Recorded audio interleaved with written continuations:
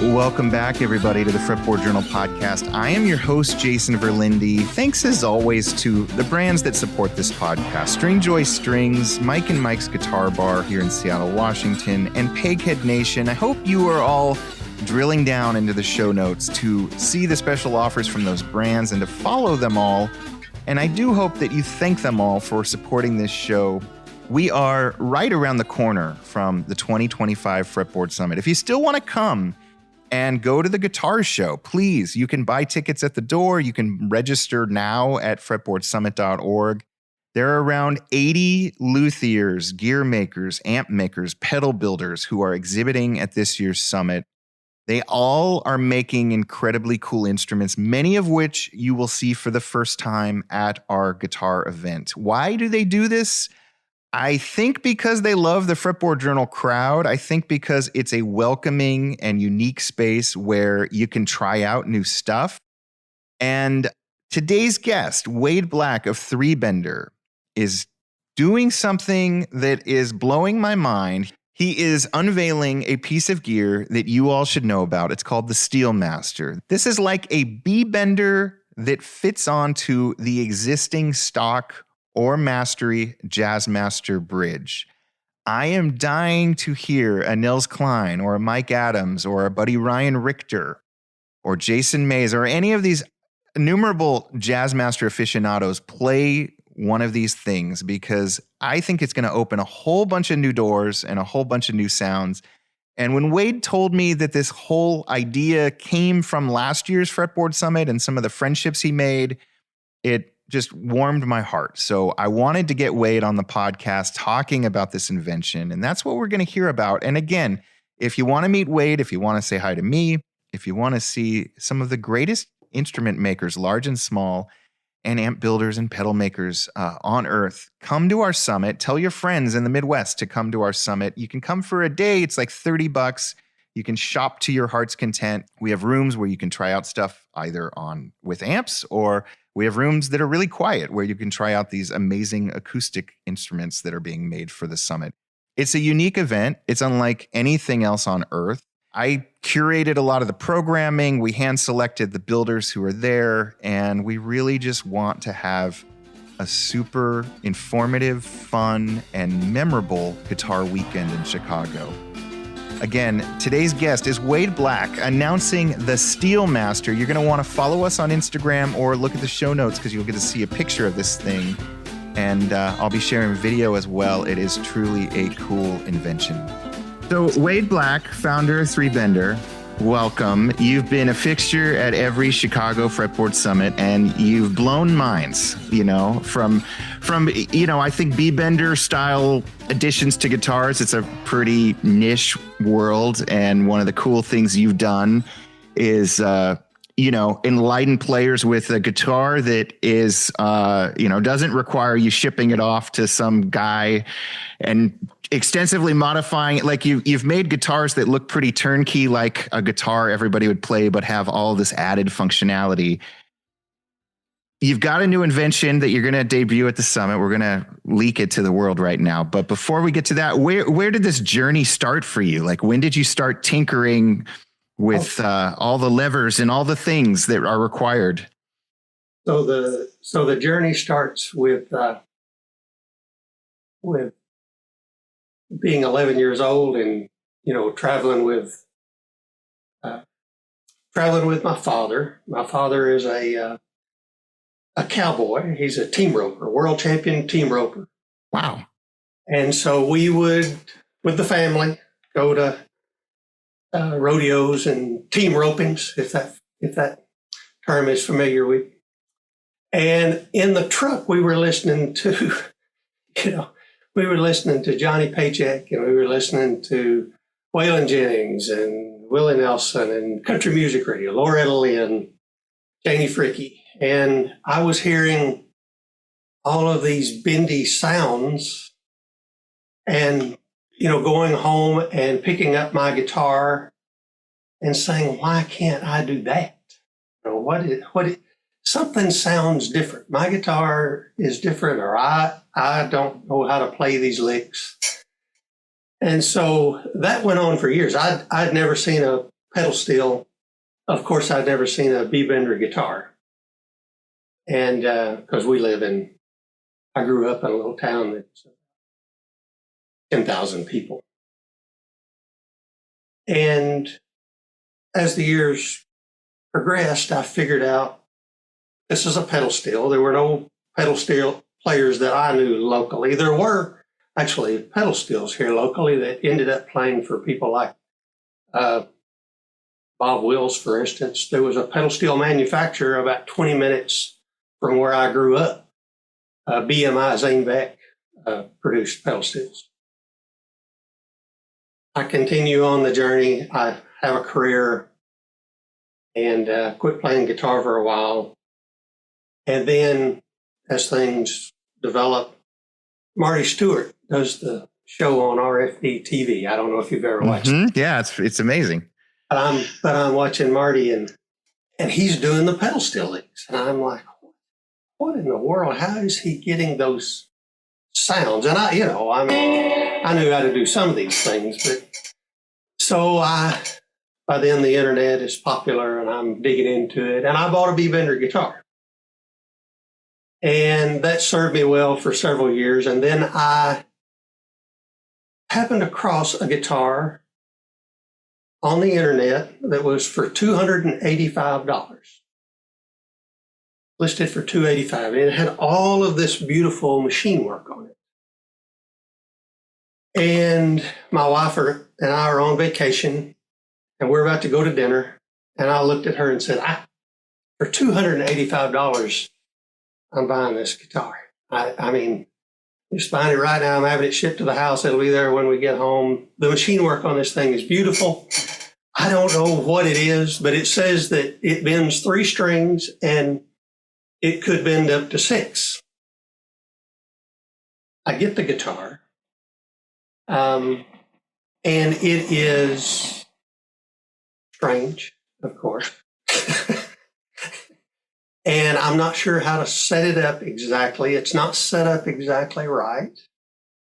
And I start searching for who built the guitar on the internet. And I find out that a guy by the name of Bob Stafford, I found another player of his guitars. I asked him, do you know Bob? And would you put me in contact with him because I'd like to understand how to set this guitar up better. And he said, yes, Bob's not on the internet. He doesn't have a cell phone, but his wife does. I'll see Bob soon. And I'll ask him if it's okay to give you their number. So he responded within a week or so. I called Bob, and I believe at the time Bob was 85. And he had designed and patented a 3-string Bender guitar. And I was about to change things. My wife and I owned an industrial business. And we were about to sell that business and retire. And I knew that I needed something to do to kind of, keep me busy.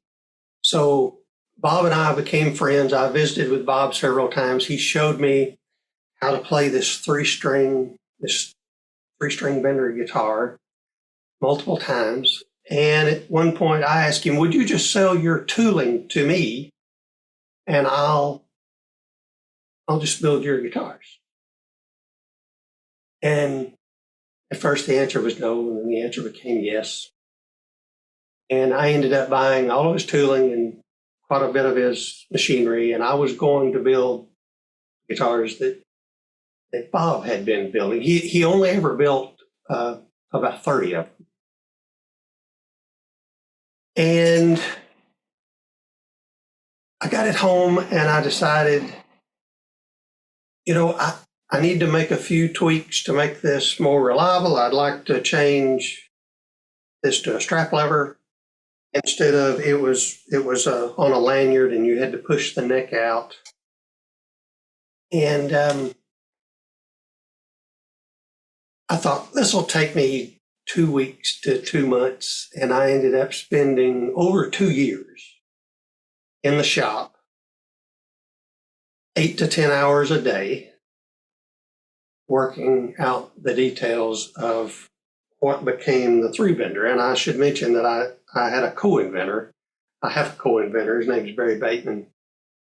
And, Barry was very helpful in that regard. Basically, I would work on things for weeks, and then I would call Barry and say, could you spare a few minutes and come to my house and show me how I can change this to make this better? And he's the kind of guy that he would walk in and I would show him what I have, and he would, yeah, if you'll just put a screw right there,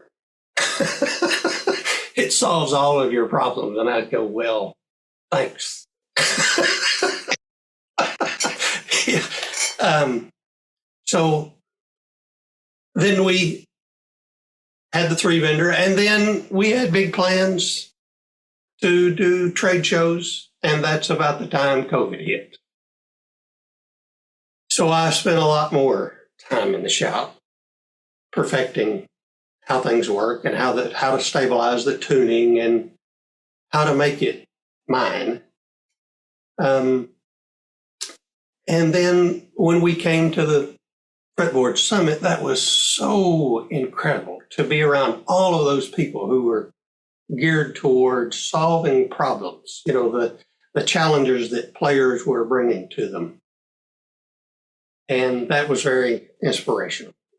What you guys do at the Fretboard Summit and what you do with the Fretboard Journal and all these podcasts, I don't know how you have time for all this, all these podcasts. It's amazing what you do and bring us all together. Love that. And then those players brought to us ideas, the G switch and the other switches. Can we turn this off? Can we make it so that it can do all of these things? So that's what we started working on. We started working on those features. And then we come to the new product where we had a booth basically next door to Shelby. Shelby being a Jazzmaster expert like he is. Yeah, Black Bobbin. Yeah. And he said, I bend the strings behind the bridge, and I would like to be able to do this differently. Would you work on that? And I said, sure, I'll work on that. And last year I took him a prototype that we looked at, and, it's never, at least for me, it's never perfect the first time. And we worked on it this year to better perfect it. And we're excited because we're bringing some to the show.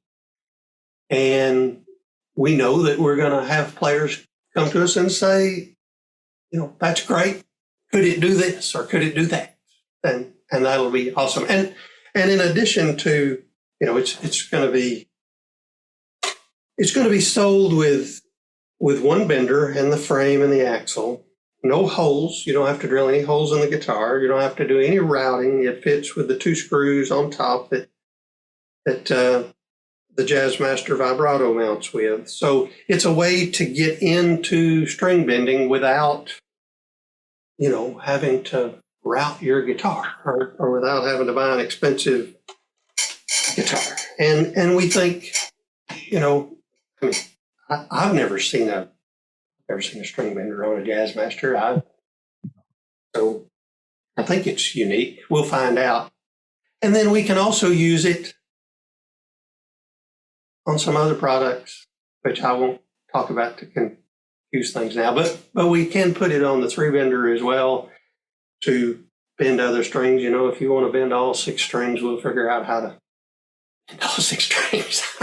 I don't know what to do with that, but somebody will. I know you said this whole evolution's years in the making, but, so many people with Jazzmasters even just, they have to buy a mastery bridge or whatever just to get intonation right. And then these are like just getting a guitar playing in tune perfectly is hard enough. You're adding all of this. There must be so many refinements and so many, we cast the metal, but we should have shaved it down a little bit. Like, is there a million iterations between the idea and what you have on this Jazzmaster? Oh, yeah. Well, okay. Exactly. But, 5 or 6. 5 or 6, okay. Iterations of the bender lever needs to be a little longer to avoid this screw. After it tilts this way, it hits that screw, or maybe we need to make the axle a little smaller, all sorts of things like that. And what is, I mean, you've got it, and I think you're plugged in. I think I heard the amp, like. Can you hear that? I could hear it. Sometimes Zoom screws up the audio, so let's see what it does, though. I just hit the Zoom. So.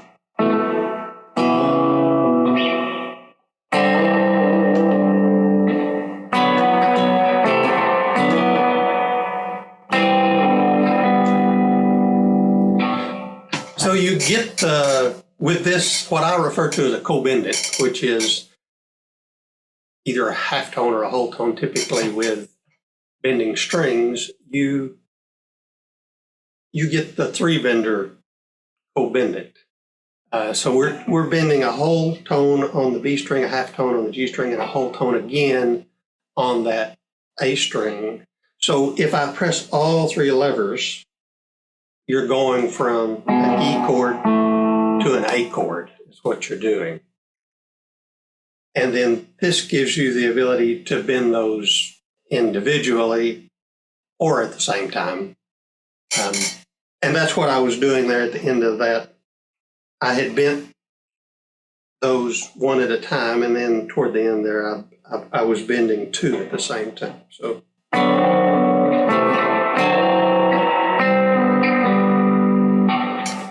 Wow. An old pedal steel lick. I mean, so cool. Any idea how much this is going to cost to put on a Jazzmaster? We plan to sell the units for $200.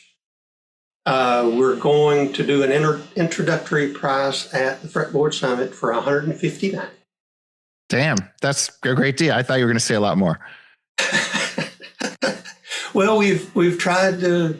We want people to get into string bending. That's what we want. We want more people doing string bending. I would love it so much if, there were blogs and Facebook groups that talked about string bending as much as we talk about pedals. I love pedals. I buy guitar pedals all the time, and there are lots of discussion groups, about pedals, but let's modify and tweak and imagine what we can do with string benders, right? Wouldn't that be cool? So cool. And it works on any Jazzmaster, standard Fender bridge. Well, I know it works on this Jazzmaster Squire. Yep. That I bought off of the internet. Yeah. We know it works on the Mastery bridge because that's what Shelby put his on. I sent him a unit, and I would assume Shelby could tell us more, but I would assume those 2 holes are pretty consistent across. Yeah. Span, and if they are, and if you don't mind to drill holes in your guitar, you can put it on your Telecaster. You could put it on any, solid body that has a flat top on it. If that's what you want to do, I would love it if, someone would take one and put it on a lap steel. That would be awesome. We'll see what they do. We'll see what they imagine. It's always different than what the creator imagines, right? What somebody decides to do with it and how they decide to tune it. I'm fully expecting people to, put a guitar in open tuning and play with, more than one bender, maybe 3 benders, maybe more than that. I'm excited about that. Yeah. I mean, it's super cool to hear just a little bit you played. I think most people associate a B bender with, the telly, the country sound, but I want Nils Klein to have one of these. I want our buddy Ryan Richter to have one of these. I want to see what they can do with it. I would love that so much. I love those 2 players, particularly Els and Ryan, are incredible. We hope that the post-rock and the rock guys get into it. That would be so great. Are you machining these like one at a time at home? Like, how do you do these? So I make all of my own prototypes. Yeah. I have a shop here at the house, and I have enough tools to make the prototypes. My shop is not a high production sort of shop. Mm-hmm. So after I build the prototypes, do some drawings, build prototypes. We make step files, and we send them out to quotes to machine shops. Some of those machine shops are local, some are not local, and we get the parts quotes back. And of course, just like any other business, some people are better at bending, and some people are better at machining, and some people are better at aluminum, and some people are better at stainless steel. And because of those things, they buy at better prices. And then I buy parts, and I do all the assembly here. You are not retired at all. Well, yeah, I love it though. I love guitars, so it's fun to be in the shop, and it's fun to sit down at a drafting table and to draw things and have that sort of fun too. Yeah. Well, I sure hope people come and see your creation and all that you have and what Shelby's got. I will say, if anybody is in the Chicago area and just wants to come to the summit to Guitar Shop and get stuff like this, you don't need to buy the full 3-day pass. You can just come on Friday or Saturday, and it's pretty affordable to just come and shop to your heart's content without going to any of the concerts or sessions or anything. I will also say I wasn't privy to you and Shelby talking and brainstorming on this, but you're one of those makers who is a total sponge when it comes to the musicians who are there and wanting to get feedback. And I think you were opening everyone's eyes up to the OG 3Bender. And now obviously we've got this new creation that is shockingly affordable. I'm still shocked at how low the pricing is on this thing. So kudos to you if you can pull this off. Yes, we hope so. What's the official name for this creation? Does it have one? The Steelmaster. The Steelmaster. Steelmaster, which Shelby gets credit for that. Okay. The Steelmaster because of the Jazzmaster and the Pedal Steel Association. I love it. All right. We're going to make a podcast and video out of this. We're going to share photos of this creation, and I'm happy to break the story on it. It's really cool. Congrats. Thank you very, very much. All right. That was our podcast. As always, if you like the show, leave us a 5-star review over on Apple Podcasts. It would mean the world to me. And don't forget to share the show with your friends.